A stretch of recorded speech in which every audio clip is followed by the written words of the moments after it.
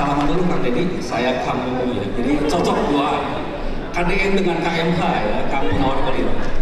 Baik, saya silakan Kang Deddy mungkin menceritakan bagaimana menerapkan nilai-nilai budaya, khususnya nilai-nilai budaya Sunda dalam praktek tata kelola pemerintahan dari dulu sampai mungkin sekarang yang ke depan.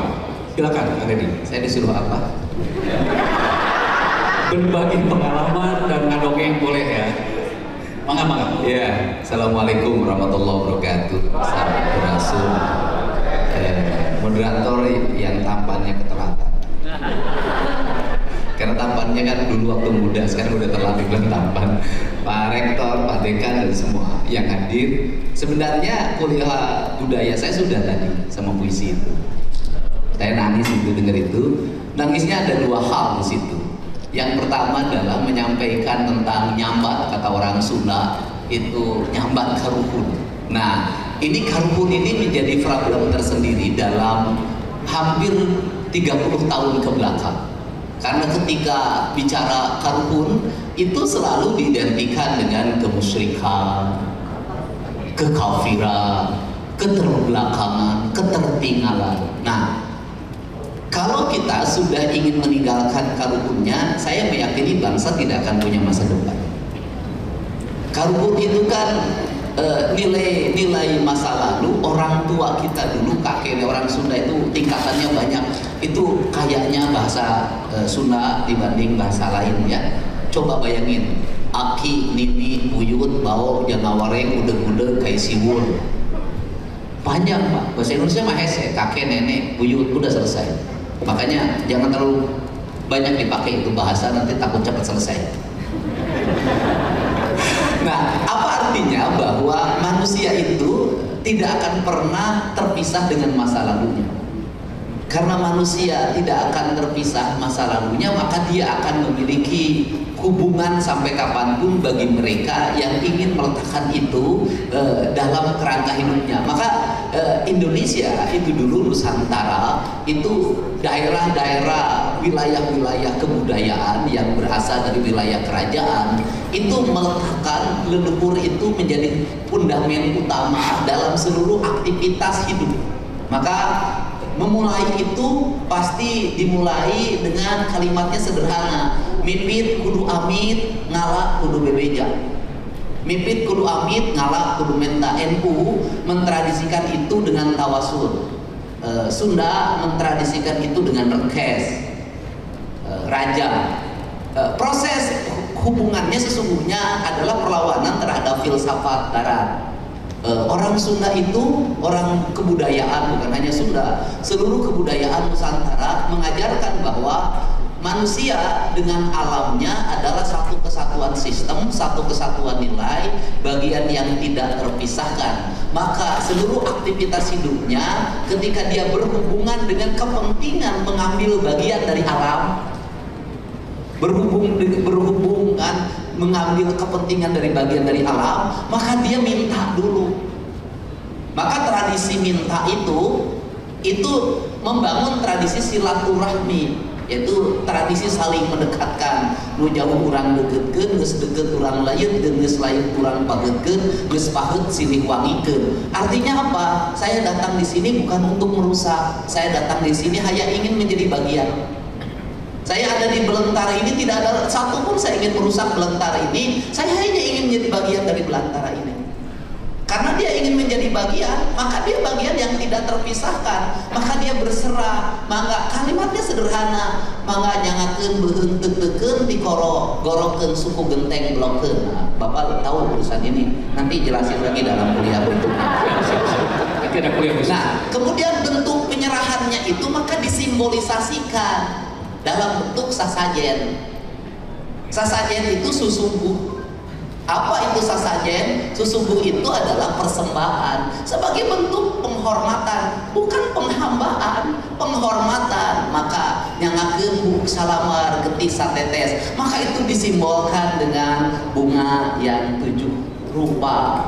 Kemudian puncak dari simbol itu bagi orang Sunda itu, yang puncak tertinggi dari sesajen itu adalah ayam dibakar, jadilah bakakak. Bakakak itu lambang penyerahan diri. Dia sudah berserah, sudahlah. Makanya ke beheun ti korok-korokeun sukung bentek pulokeun, terus hilanglah pengakuan dalam dirinya, kesombongannya tidak boleh ada. Nyangakeun abdi mah teu bodoh-bodoh acan. Sederhana kan. Celik putih celak herang cang bulan 14 jalan gede sasapuan. Apa sesungguhnya? Dia lagi menceritakan diri pada semesta. Tidak ada niat jelek dalam dirinya, tidak ada sedikit pun kesombongan. Ini saya sudah berserah. Maka terjadilah hubungan emosional yang tertata dan terjaga. Dalam hubungan emosional yang tak tertata dan terjaga inilah, maka nanti manusia akan menuju pada puncaknya. Maka menuju pada puncaknya itu, dia akan menuju pada papat kalimat tunggal. Artinya dia sudah bersatu. Maka saya sejak dulu ketika saya jadi wakil bupati, jadi bupati pertama, meletakkan dasar pembangunan yang disebut visi. Itu cukup kalimat saya adalah visi pembangunan berkarakter. Sudah segitu saja. Karena apa sih ciri khas pejabat Indonesia? Ciri khas pejabat Indonesia itu bisa dilihat dari visi-misinya. Yang paling aneh, setiap kampanye visinya pas banyak banget, mewujudkan Jawa Barat yang badatun thaibatun warapun hukun marsiketnya beriman dan bertakwa. Saya lihat itu karya sastra, apa itu novel, apa visi jain. Sudah, apa sih manusia berkarakter itu? Manusia berkarakter itu kata orang Jawa kan disebutnya sangkan paraning dumadi. Kata orang Sunda makanan, kata orang Sunda mah papat kalimat pancer. Papat kalimat pancer itu apa? Manusia harus bersenyawa dengan tanahnya, dengan airnya, dengan udaranya, dan dengan panas mataharinya. Maka orang yang sudah bersenyawa dengan ini, dia akan memiliki energi yang besar untuk apa? Untuk membangun piranti kehidupan sampai pada puncak kebahagiaan hidup. Puncak kebahagiaan hidup itu dimulai dari mana? Ya dari manusia itu secara sistemik. Maka dia pembangunan tidak boleh bertentangan dengan nilai tanahnya, pembangunan tidak boleh bertentangan nilai udaranya, pembangunan tidak boleh bertentangan dengan nilai airnya, pembangunan tidak boleh bertentangan dengan nilai panas bumi, panas mataharinya. Maka prinsip dasar saya sebagai orang Sunda, saya memandang alam ini adalah alam feminim, bukan alam maskulin. Maka karena alam feminim, kita tinggal pada sebuah alam feminim. Maka karena kita tinggal pada sebuah alam feminim, sikap kita pada alam yang kita tinggali ini, sikap kita pada alam yang kita pinjam untuk hidup kita bernapas dalam setiap waktu, perlakukanlah secara feminim. Maka orang tua dulu itu leluhur Sunda menyebutnya bumi ini Sunan Ambu. Apa itu Sunan Ambu? Indung maneh. Itu. Mantake bapak aing. Indung maneh bapak aing. Kunaon bapak aing? Pan aing mah teu boga indung lain nama. Nah, mantake Sunan Ambu. Maka Sunan Ambu Indonesia juga sama meletakkan dengan kalimat Ibu Pertiwi. Karena dia karakternya karakter perempuan, sampai-sampai pemahaman teologis orang Sunda memahami Tuhan itu juga lebih kuat sisi feminimnya. Mantap kok kakek saya dulu ngomong, jang dedi cenah ka Gusti mah urang mah nyuhunkeun Rohman jeung Rohimna we unggul. Artinya apa? Dia meminta sama Tuhan tidak boleh dulu menceritakan yang lain, cukup kasih sayangnya saja udah cukup, jangan dulu yang lain-lain katanya. Nah, karena ini yang menjadi kekuatan utama adalah feminimnya. Karena feminimnya, maka kita memperlakukan harus dengan langkah-langkah feminim. Karena langkah feminim, prinsip pembangunannya apa? Heureun saeutik mahi loba nyesa. Apa itu artinya? Larangan kita untuk melakukan eksploitasi. Kenapa larangan untuk melakukan eksploitasi? Karena tanahnya tanah tumbuh. Karena tanahnya tumbuh, maka prinsip dasar itu kedua kadigali atuh ari luhurna bisa jadi mah. Karena jazirah Arab itu digali, atau ditambang, itu kan karena memang permukaannya sudah tidak bisa menjadi kehidupan. Nah, hari tanah Sunda mana nanti jadi KBG jadi, karena KBG jadi maka meletakkan kemakmuran dalam pembangunan adalah seberapa besar dia menyayangi tanah air ini. Karena dia seberapa besar menyayangi tanah air ini, maka sumpah kesetiaan negara pun itu adalah sumpah setia pada Negara Kesatuan Republik Indonesia, pada tumpah tanah, tumpah darah, tanah dan air. Karena tanah dan air menjadi kesatuan, negara ini agak lambat merumuskan itu, tanah itu apa, air itu apa. Tidak bisa itu didapatkan dalam pelajaran kenegaraan. Itu adanya didapatkan dalam pelajaran kebudayaan. Maka tanah itu menjadi feminim, maka langit menjadi maskulin. Maka tanah menjadi feminim, langit menjadi maskulin. Maka rumusan warnanya, tanah berwarna hitam benderanya, langit berwarna putih. Kemudian udara itu menjadi berwarna kuning, dan kemudian matahari panasnya menjadi berwarna merah. Inilah yang disebut papat kalimat tunggal, yang mengajarkan tentang Indonesia yang sebenarnya justru kaum leluhur. Justru ajaran-ajaran adat yang lama sekali ajaran adat ini mendapat tempat, bahkan tidak diakui di KTP-nya. Kan lama, karena lama melakukan pencarian itu, kita keburu kerusakannya lama, terbengkalai. Maka sehingga pendekatan ketuhanan dalam perspektif ini tidak ada satupun yang memisahkan antara manusia dengan alamnya dan manusia dengan Tuhannya. Sesuatu yang menunggal, itu bedanya. Sehingga kaum kebudayaan bertuhan itu adalah bertanah air. Kaum kebudayaan bertauhid itu adalah mencintai seluruh alam raya secara paripurna. Maka dia sudah melekatkan diri pada ketuhanan secara esensial. Itu bedanya. Kalau itu menjadi spirit, maka seluruh perspektif hidup menjadi energi. Karena perspektif menjadi energi, sesungguhnya bicara tentang ini, maka kita bicara tentang produksi. Ini kelandasan filosofi. Kemudian bicara produksi, maka lahirlah produksi. Maka leluhur kita ini sudah memiliki kecerdasan yang luar biasa. Dia mengerti betul bagaimana memproduksi rumah dalam perspektif kebudayaan. Maka setiap daerah memiliki perbedaan didasarkan pada karakteristik alam dan lingkungan. Filsafat Sundanya itu adalah ciri sabumi, cara sadesa, jawadah dukung biritna, sacarana lain tepak sejen igel, kacai jadi salui, kadarat jadi salogam, pindah cai, pindah tampian, mi indung kawaktu, mi bapak kajaman. Kan sederhana. Dari sisi akademis, problem akademis kita adalah bahasa-bahasa kebudayaan seperti ini yang sesungguhnya merupakan kekuatan filsafat bagi membangun Indonesia tidak pernah menjadi landasan berpikir ilmiah kaum akademik.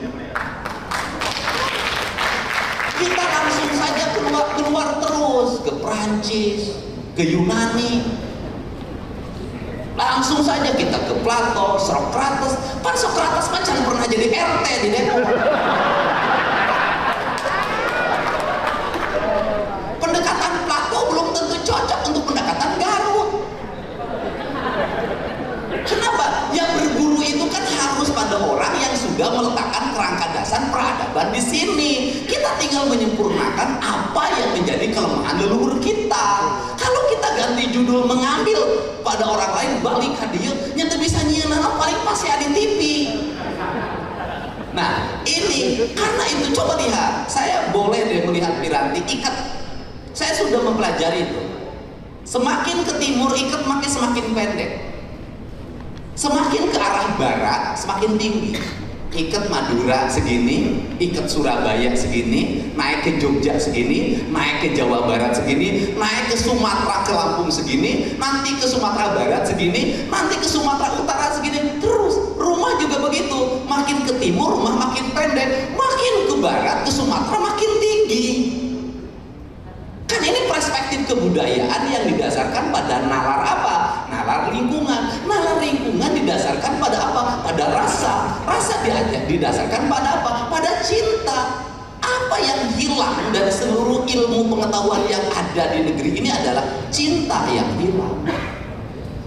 Nah, karena ini yang menjadi perspektifnya, maka lahir produk-produk ini sesungguhnya menjadi produk identity. Nah, dari seluruh produk identity ini, gitu loh, produk identity ini sesungguhnya ini adalah landasan bagi pembangunan Indonesia. Jadi kalau ingin membangun Jawa Barat, misalnya saya bicaranya Jawa Barat, apakah harus ke depan? Tidak. Menurut saya harus mundur dulu ke belakang.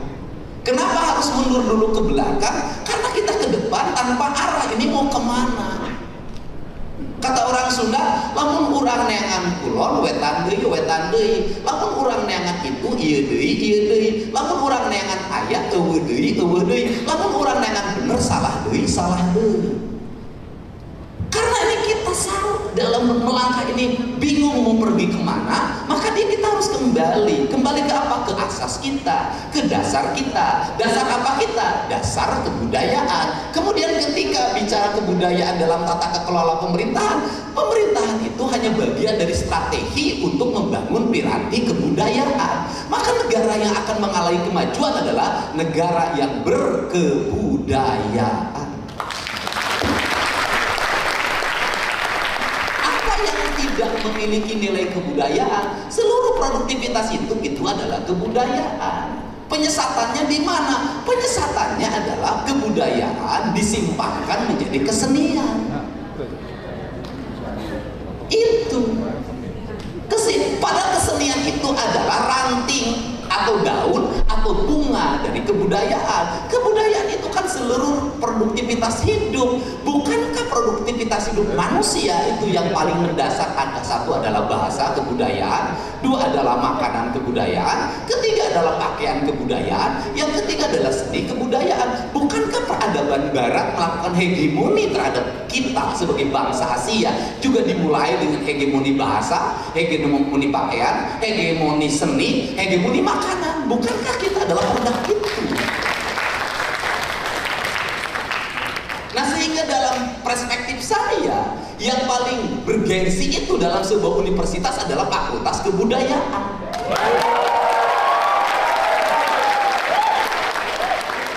Sains itu kan hanya bagian, sains itu hanya metodologi. Sains itu metodologi saja. Karena sains itu juga harus nyeni, harus berkebudayaan. Kalau sains itu tidak berkebudayaan, sains kita mau mengarah kemana? Ke peradaban mana? Matematika kita mau mengarah ke peradaban mana? Fisika kita mau mengarah ke peradaban mana? Kimia kita mau arah ke peradaban mana? Arsitektur kita mau mengarah ke peradaban mana? Astronomi kita mau mengarah ke peradaban mana? Geologi kita mau mengarah ke peradaban mana? Ya perkabaran di sini, di nu rasa, di nu hate, sabab kabagjaan manusia lain di nu pikiranana, di nu hate, nah iroh hate. Itulah bedanya orang kebudayaan. Jadi orang kebudayaan itu untuk bahagia nggak usah gagah, tuh pakai sampingnya gitu, gaya apa? Itu loh. Jeung orang kebudayaan mah boga duit, jeung teu boga duit teh gitu. Orang kebudayaan itu punya uang, nggak punya uang, ya begitu saja adanya, nggak kelihatan orang kebudayaan. Nah, ini perspektifnya. Karena ini perspektifnya, maka prinsip dasar pembangunan itu begini kalimatnya. Itu saya selalu mempelajari dalam wayang. Kekurang denden dihandeuleun hieum gesan sampeureun, cak kurang tunda dihanjuang siang gesan bawaeun. Alaeun paranti cokot bawaeun dituruban ku manepu diwadahan cukup manik astagina dibuka kudu ngaliwat anu weruh kasemuna anu apal kabasana anu rancingas racana nu rancage hatena putra putu 3.000 begawan sawidak 5. Apa itu artinya? Bahwa peradaban Sunda, saya kan orang Sunda memimpinnya, itu dimulai dari kurang tenden dihandeuleun hieum. Apa artinya? Bahwa seluruh apa yang menjadi kekayaan alam kita, kekayaan diri kita, kekayaan lingkungan kita, kekayaan warisan kebudayaan kita, kita simpan di handeuleun. Artinya apa? Sembunyikan, jangan pernah diperlihatkan. Ini kan penting. Nah, semua diperlihatkan dari perubahan arsitektur rumah. Kan harusnya kekayaan kita tuh disembunyikan, jangan diperlihatkan. Ingat loh, semakin diperlihatkan, semakin orang tidak akan pernah menghargai kita. Semakin perempuan mangga barade murah, itu bisa saya tahu tarifnya itu. Budaya. Kalau mangga baradenya jam 8 itu 250. Kalau mangga baradenya jam 10 200. Kalau mangga baradenya jam 12 itu 150. Kalau jam 2 itu gocap. Artinya apa? Nah, harusnya disembunyikan. Bagaimana menyembunyikan itu? Coba lihat desain rumah Sunda. Pertama, desain rumah Sunda itu ada ruang terbuka, sebutnya tepas. Kemudian untuk menuju tepas harus pakai jodoh. Orang yang menuju tepasnya kakinya dicuci dulu, nggak boleh kotor. Maka saya buka tadi, ini saya naik tepas, dicuci dulu. Bayangin betapa orang masuk sebuah peradaban, lu cuci kaki dulu. Kapan kaki kita dicuci? Kalau masuk ke pabrik ayam, kalau masuk ke peternakan sapi. Kalau masuk ke peternakan sapi, kaki kita disemprot, Pak. Mobil kita disemprot. Ketika dulu ada serangan penyakit kuku dan mulut dan kuku terhadap sapi Indonesia, semua orang Indonesia yang pergi ke Australia turun pesawat itu buka sepatu. Bayangin. Artinya dari sisi peradaban, kandang sapi jauh lebih bersih, lebih disucikan daripada rumah. Buktinya apa? Masuk peternakan yang dikelola secara profesional, Anda harus disucikan dulu, disemprot pakai desinfektan. Tapi masuk rumah, sepatunya langsung masuk. Berarti kita ini lebih melindungi peternakan ayam dibanding keluarga kita. Yang kedua, di ruang tepasnya itu adalah ruang yang terbuka, semua orang bisa melihat. Semua orang bisa melihat, dia terbuka. Kenapa? Ini ruang terbuka. Ruang tengah adalah ruang yang dilindungi, maka ditutup oleh pintu. Di atasnya itu dikasih dua jenis barang, yaitu bawang putih dan cabai merah. Dulu tahun 60-an sebutnya ngusir duri kuris.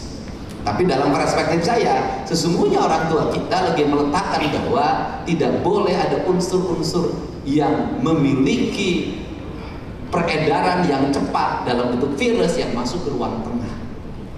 Maka ruang tengah menjadi ruang keluarga yang privasi dilindungi, yang masuk hanya keluarga.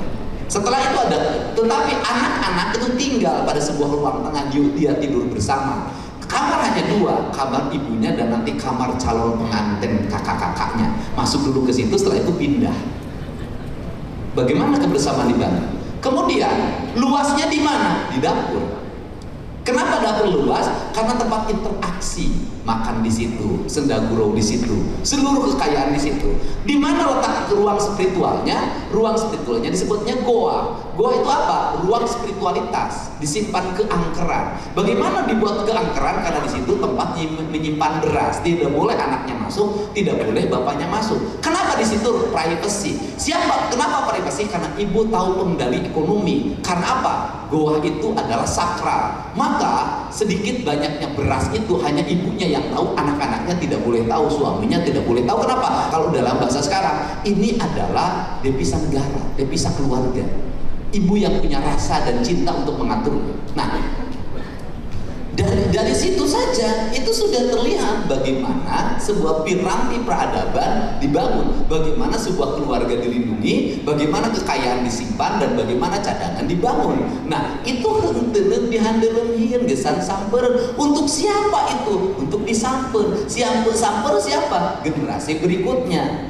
Cakuran tunda dihajuang siang gesan halain sama. Nanti juga pada akhirnya apa yang disimpan ini tidak usah dieksploitasi, kita akan memetik hasilnya. Hasilnya dari mana? Dituruban kumandepun di wadaan cukup manik astagina dibuka kunung aliwat anu weruh kasemuna anu apal kabasana nu rancing asrasana puta putu 3.000 begawan sawidak 5 nu hayang dilalakonkeun. Apa itu? Peradaban kehidupan masyarakat Jawa Barat itu cukup menggunakan aliran air sebagai bentuk energi peradaban yang di situ dia akan melahirkan listrik, di situ akan melahirkan pertanian, di situ akan melahirkan peternakan, transportasi publik dan sejenisnya. Jadi kemakmuran itu bisa diraih tanpa melakukan eksploitasi dan sumber daya itu dimiliki. Kemudian pertanyaannya, siapa yang paling mengerti dalam merumuskan kemakmuran itu? Yang uang saya. Siapa uangnya? Walanda. Itu uang saya. Belanda itu meletakkan tata pemerintahan, tata pembangunan dalam kerangka itu. Sehingga dari sini saya selalu berulang-ulang ngomong, apa tidak malu kita pada yang namanya POC? Apa kita tidak malu namanya pada kolonialisme Belanda? Kenapa? Dia hanya mengandalkan hasil perkebunan teh dan karet untuk membangun sebuah peradaban yang luar biasa. Dari mulai peradaban pangkalan udara, peradaban transportasi jalan, peradaban transportasi kereta api, peradaban transportasi kapal, sampai peradaban bangunan, sampai peradaban listrik, sampai peradaban perguruan tinggi. Dia hanya mengelola perkebunan. Dari perkebunan itu Belanda bisa membangun nilai-nilai keuangan yang sangat tinggi, bisa mengisi keuangan di negerinya dan bisa membangun di sini. Uang kita dibagi dua, dikirim ke Walanda dan di sini. Kok masih bisa peninggalannya sampai sekarang? Pertanyaannya adalah kita yang jor-joran eksploitasi dari dulu, yang setiap waktu justru kita defisit, utang dan utang. Saya tidak meyakini bahwa eksploitasi yang berlebihan itu akan melahirkan kemakmuran. Saya tidak meyakini. UI silahkan lakukan riset di daerah-daerah yang lingkungannya dieksploitasi dan di daerah yang lingkungannya dirawat, mana rakyatnya yang lebih bahagia dan lebih makmur. Silahkan. Saya punya riset. Kenapa? Itu bisa dilihat. Nggak usah jauh-jauh. UI cukup sana aja ke kampung adat, ke Cipta Gelar, ke Sinar Resmi, daerah yang tidak melakukan eksploitasi apapun. Masyarakatnya hidupnya hanya dari bercocok tanam, padinya panennya 6 bulan sekali, tapi bisa masyarakatnya hidup tanpa kekurangan, memiliki cadangan pangan 50-100 tahun ke depan. Pada akhirnya apa sih yang hilang dari sistematika yang kita jalani? Kalau dalam bahasa kaidah agama, keberkahan. Kalau kaidah kebudayaan, karahayuan. Kenapa karahayuan? Karena kita itu lupa membangun dengan meninggalkan siapa diri kita. Terakhir, feminisme itu dalam kaidah kebudayaan itu ada wujudnya sebenarnya. Maka feminisme itu diwujudkan itu dengan penguasaan wilayah laut. Maka lahirlah Nyi Ratu. Maka orang Sunda dan wilayah pesisir itu tidak pernah bilang nyai, pasti bilang ibu. Kenapa bilang ibu? Itu adalah bentuk penghormatan. Kenapa? Karena dia adalah yang diibukan. Artinya bahwa keberadaannya itu memiliki aspek perlindungan. Sesungguhnya adalah bukan pada sosok makhluknya, tetapi laut itu bagi kaum pesisir itu adalah ibu. Bagi kaum pesisir, laut teh induk. Bagi kaum pesisir, laut teh adalah Sunan Ampel. Maka dia adalah refleksi dari kecantikan. Karena refleksi dari kecantikan, maka siapa yang hanya akan bisa memahami dia? Hanya orang yang punya rasa. Maka interaksi yang disebut dengan acara ruatan laut itu sesungguhnya adalah ruatan interaksi antara yang tumbuh dan ditumbuhkan, antara yang melaut dan yang dilautkan. Sesungguhnya itu adalah proses dialektika antara manusia dengan alam, bukan apapun. Maka pelukis membuat simbolisasi, kan, jadilah wujud. Kesesatannya di mana? Pemahaman filsafat filosofi Ibu Ratu itu sebagai simbol dari kecantikan, keindahan dan kekayaan laut. Penyesatannya di film. Filmnya apa? Nyiblorong. Itu yang bikin kacau. Jujur aja, itu mengacaukan sebuah sendi dasar tentang feminisme. Kenapa? Penuh dendam, penuh kebencian, sehingga ini kekacauan ini melahirkan kesesatan dalam berpikir. Pada akhirnya dibenturkan dengan nilai-nilai syariat. Ya jadilah kemusyrikan. Kan itu. Nah, kemudian simbolisasi di Jawa Barat lebih lengkap sebenarnya. Simbolisasi gunung itu tadi, gunung itu disimbolisasikan dengan namanya abah. Abahnya siapa? Bapak. Bapaknya siapa? Siliwangi. Silangnya siapa? Maung. Siapa itu? Prabu. Siapa itu Prabu? Lumagege Lewe. Simbolisasinya apa? Raja itu memilih dia moksa untuk bersatu dengan seluruh semesta gunungnya dibanding dia masuk dalam konflik politik yang berkepanjangan. Sebenarnya itu. Sebenarnya itu sebuah pilihan bagi orang Sunda. Orang Sunda itu menggambarkan diri kajen teuing ancur bareng jeung gunung daripada kudu pasea jeung baraya. Tapi yang sekarang nggak boleh ditiru. Itu ciri manusia yang tidak mau berkonflik. Nggak akan kebagian kalau begitu. Nah, saya termasuk tidak mau ikut itu. Nah ini maka simbolisasinya adalah gunung dan laut. Gunung lambangnya harimau, laut lambangnya Nyi Ratu. Maka ini yang disebut yin dan yang, maskulin, feminin, dan ini adalah alam keseimbangan. Jadi apa yang harus dilakukan oleh Fakultas Kebudayaan dan seluruh jajaran pemerintah di Provinsi Jawa Barat adalah mengembalikan kembali keseimbangan.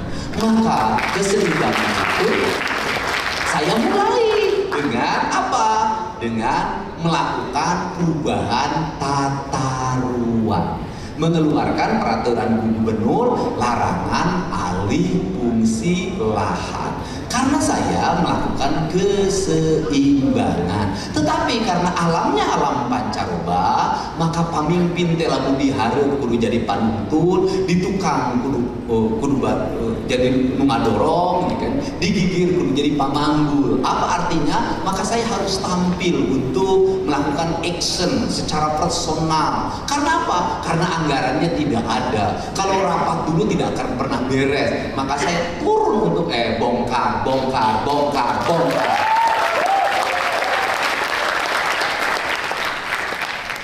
Karena alamnya alam viral, maka semuanya jadi viral. Setelah viral hari ini, maka semua orang hari ini di Jawa Barat yang tinggal di bantaran sungai dan di daerah-daerah yang dilarang sudah mulai secara sukarela hari ini membongkar bangunan. Sebenarnya harus dimulai. Kurang Sunda mah sabab boga tradisi tuturit munding. Jadi kudu dimimitian gitu kan orang Sunda itu. Jadi harus dimulai. Kalau tidak dimulai maka tidak akan pernah terjadi perubahan, itu saja. Jadi ini prinsip-prinsip dasarnya. Ini yang akan terus, karena rencana saya apa? Rencana saya itu nanti saya akan sekarang sudah akan mulai membangun. Saya akan mengembalikan kembali alam Jawa Barat sebagai alam yang meletakkan sendi dasar pembangunan tidak eksploitatif, minimal mengurangi angka eksploitatif dengan mengembangkan apa? Dengan mengembangkan bambu sebagai bahan baku pembangunan di Jawa Barat. Karena itu, hanya itu pilihan. Kalau sudah nanti arsitekturnya bambu, maka bambu itu sesuatu yang ditanam, ditebang, tumbuh lagi, kemudian filsafat dasar orang Sunda itu filsafat dasarnya adalah bambu. Ilmu ketuhanannya juga ilmu ketuhanan yang dimaknai dari filsafat bambu. Disebutnya rawayan jati, como nyuruh kana puhu. Nah, orang Jawa keris mancing kasarangka, karena di Sunda tidak dikenal peradaban logam, tapi dikenal adalah peradaban bambu. Kerangka ini yang lagi disusun, saya tahun ini akan mulai membangun sekolah-sekolah bambu. Dan ini kalau tuh semua bahan, nanti bahan pintu, meja, kursi semuanya akan terbuat dari bambu. Dan bambu di Jawa Barat itu adalah bambu dengan kualitas tinggi. Dan kita harus belajar Tiongkok negeri yang hari ini mengalami percepatan pertumbuhan ekonomi tidak malu mengaku sebagai negara tirai bambu. Terima kasih.